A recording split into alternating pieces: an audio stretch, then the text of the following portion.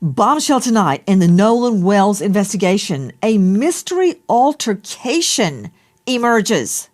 And not with the guys that took him to the island on the boat. A young man vanishes from a remote island. His phone leaves without him. 3 friends return to shore and nobody saw a thing. Then, 30 minutes after the boat departs. Tonight, evidence of a so-called mystery altercation is emerging. Straight out to Crime Stories investigative reporter Dave Mack. Dave, what can you tell me first about this so-called mystery A group of people are seen fighting on the same island. If people are sending in videos, they should be using those videos to conduct further investigation. There is a group of people fighting at 5 p.m. Who are they? Where was he? He wasn't floating in the water. He wasn't on the shore. Tonight, who were they fighting? And more importantly, who was Nolan Wells fighting with? The timeline no longer adds up. The official story is cracking, and a mystery altercation has emerged that changes everything. Imagine a jigsaw puzzle, hundreds of pieces scattered across a table. You've been staring at the picture on the box for weeks, convinced you know what the final image is supposed to look like. Then someone walks in and hands you a piece that doesn't fit anywhere on the board. It doesn't match the colors. It doesn't match the shapes. It doesn't match anything you've been told. And you realize the picture on the box might be wrong. That is the Nolan Wells investigation. For weeks, the narrative has been fixed. 3 young men took Nolan to Horn Island on a boat. They left. He didn't come back. The boat returned with his phone, his belongings, but not him. The assumption was simple, but then a new piece emerged. A piece that doesn't fit. Before we go deeper into what the evidence actually shows, make sure you're subscribed to Shadow Jury Archives, because we don't just cover the story, we follow the facts. The Trenton left Horn Island at 4:30 p.m. That is the anchor point. Whoa, wait. Hold on, Nellie. Did you say 5 p.m.? Yes. That is the moment the official timeline says the boat departed, carrying the 3 young men who had accompanied Nolan Wells. But at 5:00 p.m., 30 minutes after the Triton had already gone, we think after the Triton left Horn Island. Nancy, this is a mystery altercation that is being described through social media as something that took place an around... entirely different scene unfolded. A social media account described a group of people fighting. Claims that a person, one of the passengers, pretty certain Nolan Wells, was part of a group that was, quote, almost fighting around 5 p.m. Not the guys who took him to the island. Not the Triton passengers, an entirely separate group. And a Bertram boat was seen leaving shortly afterward at a high rate of speed. Something that took place around 5 p.m. that day. This is 30 minutes after the Triton already left. And in this particular account, a Bertram boat was seen leaving shortly. The message was specific, chilling, and impossible to ignore. Someone wrote, "Me and my husband saw you arguing with Nolan, and to the effect of you're going to spend the rest of your life in prison." Yes. Listen. But the person said in the DM to another kid that is associated, not any of the kids that I interviewed or talked to, but that could be associated to some degree, that knew Nolan, that this person wrote a message saying, "Me and my husband saw you arguing." Someone saw Nolan Wells arguing with another person. Arguing with Nolan, and to the effect of, you're going to spend the rest of your life in prison. Nolan and another person that he may have been in an argument with, to me, are people that need to be investigated. Someone saw him in a confrontation that escalated to the point of a threat involving a lifetime behind bars. The question that follows is simple. If the Triton left at 40:30 and the altercation happened at 500. Who's telling the truth? Sure. I wanted to talk about this mystery altercation. If it happened at 5 p.m., that boat was already gone. Then Nolan Wells was still on the island after his supposed ride had already departed. Okay, the reason I jumped in, Dave Mack, is because 5 p.m., if Nolan was seen in an altercation at 5 p.m. on Horn Island. That's after the Triton. That means he didn't leave with the friends he came with. That means he stayed behind. And that means someone else was there. Someone else who hasn't come forward. Someone else who may have been the last person to see Nolan Wells alive. The phone, however, did leave with the Triton. His phone was on the boat that departed at 40:30. Where's your cell phone? Where is your cell phone? And try not to lie. Where's your cell phone? Okay. Right here. Oh, really? Because here's mine. So, you want to tell me Nolan Wells stayed behind and his cell phone went without him? I understand. Don't everybody start screaming that he didn't want to get it wet. Of course he didn't want to get it wet.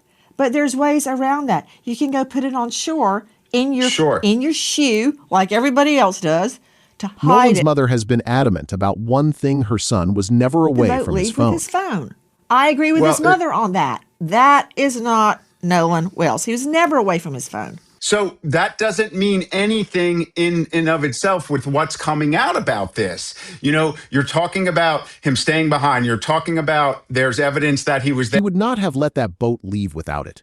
So either he willingly handed over his phone before a fight, or someone took it.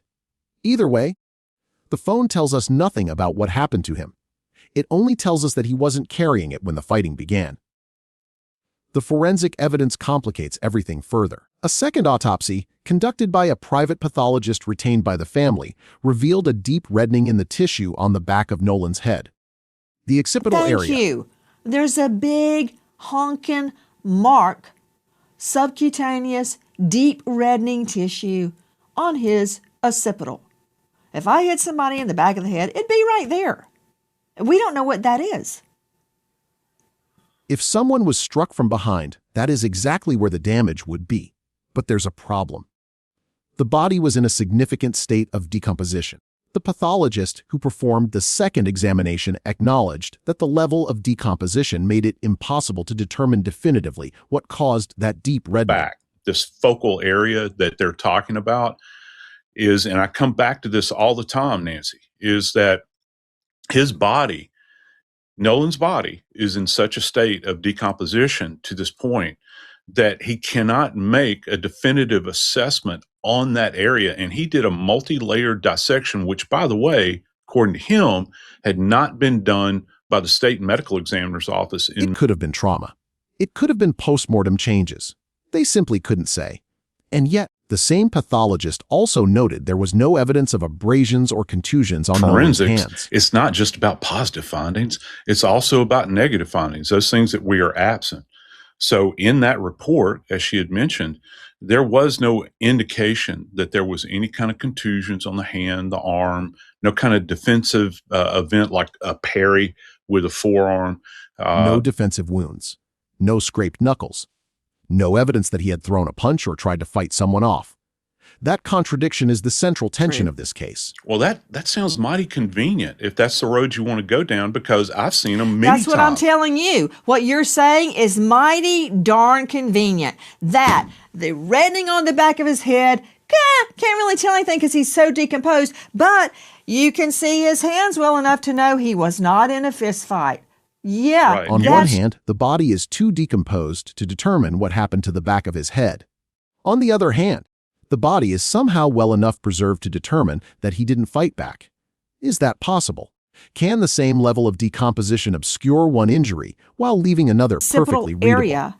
Yeah. But yet, on the other side of your mouth, you are claiming that even with this intense decomposition, you didn't see evidence of any reddening on his knuckles or any indication of a fight. So, you want it two ways. You want to say, can't tell what that was on the back of his head, but even though he's highly decomposed, I can tell you, he didn't have any reddening on his knuckles.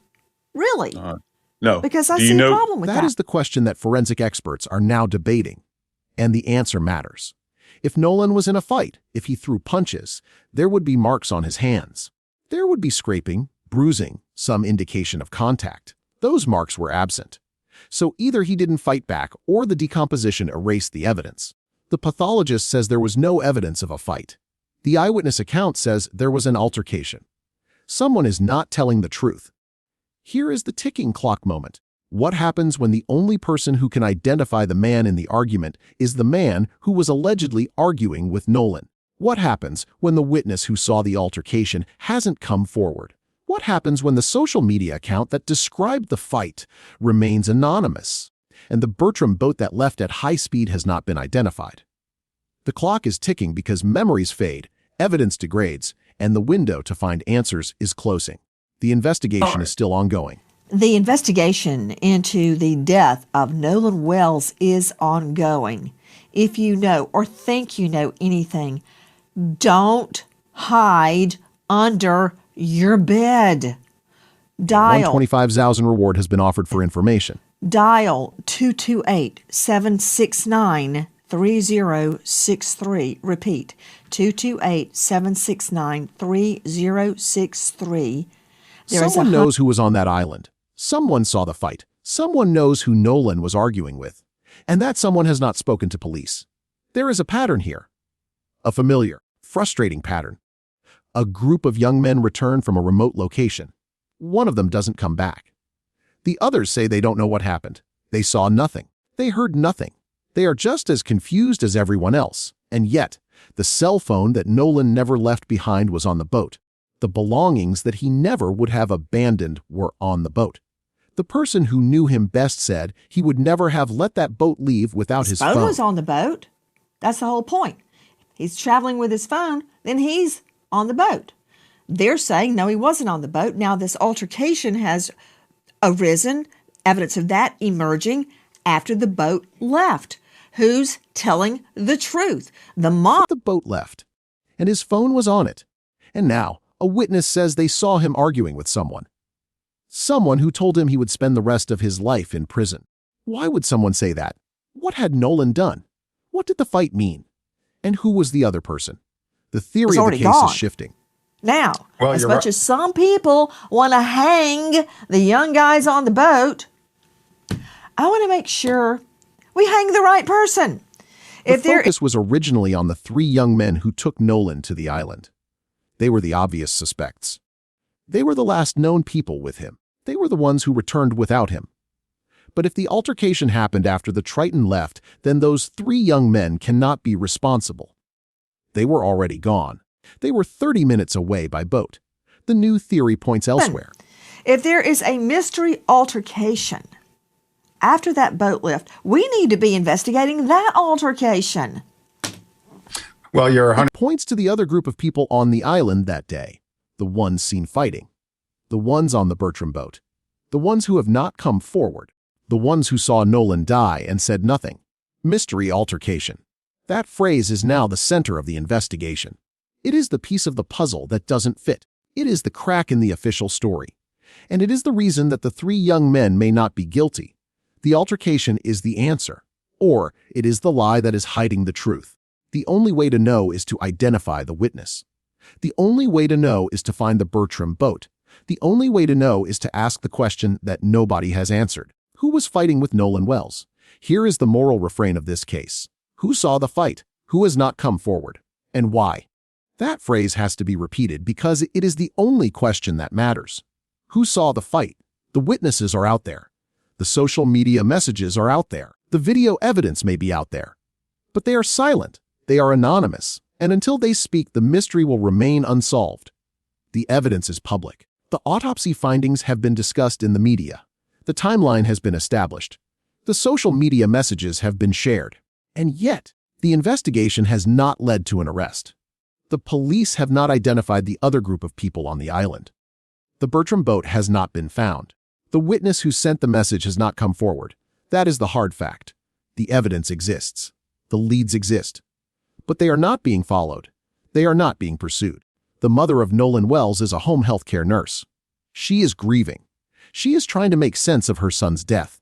And she has received anonymous calls. Anonymous calls suggesting that she should be investigated, that she is somehow responsible. It is sickening. It is a distraction. And it is a reflection of how desperate this case has become. When the mother is being targeted, it means someone is trying to shift the blame. Someone is trying to create reasonable doubt. Someone is trying to make this case so confusing that no one will ever be held accountable. Now let us close with a specific public document. The autopsy report is a matter of public record. The secondary examination was conducted by a pathologist retained by the family. The findings are publicly available. I'm repeating what the physician said in his autopsy report. I didn't do the examination. So then that would be a yes. So at that level of decomp, yeah, that You can you're read them. You can see the description of the deep reddening on the occipital area. You can see the absence of defensive wounds on his hands. You can read the pathologist's conclusion. And then ask yourself one question. Is that conclusion credible? Can the same body be too decomposed to explain one injury but not decomposed enough to rule out another? Read the report. Read the timeline. Read the conflicting accounts. And then decide for yourself, was Nolan Wells killed by the friends he came with or by someone who has not yet been named? The file is public. The records are public. The testimony is public. And the answer to that question is somewhere in the evidence that has not yet been released. The file is public. The records are public. The testimony is public. And the answer to that question is somewhere in the evidence that has not yet been released. Who saw the fight? Who has not come forward? And why? Thank you for watching. If this story made you think, hit like, share this with someone who needs to see it, subscribe to Shadow Jury Archives, and turn on notifications so you never miss the next deep dive. We follow the facts so you can see the truth.